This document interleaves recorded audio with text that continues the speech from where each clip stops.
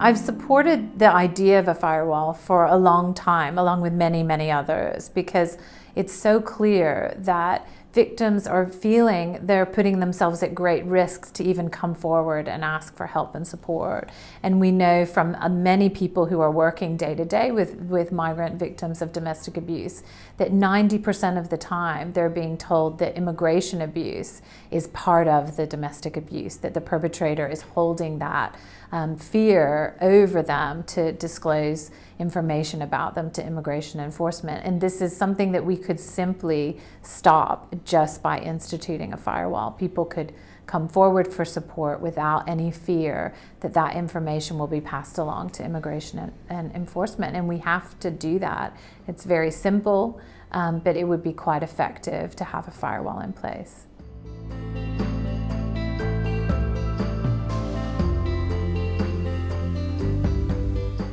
It's vitally important to build trust with migrant survivors because they face so many barriers to reporting, especially if they think their information might be shared with immigration enforcement. And we've seen this evidenced in the National Police Super Complaint and in the Domestic Abuse Commissioner's Safety Before Status findings.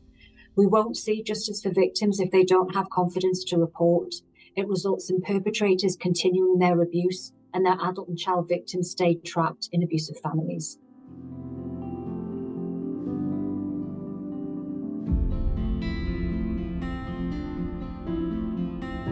I focus on migrant survivors because I am the Domestic Abuse Commissioner for England and Wales, and I consider that remit extending to migrant survivors. And let's also remember that their perpetrators are often British citizens, and we have to find ways of holding all perpetrators to account.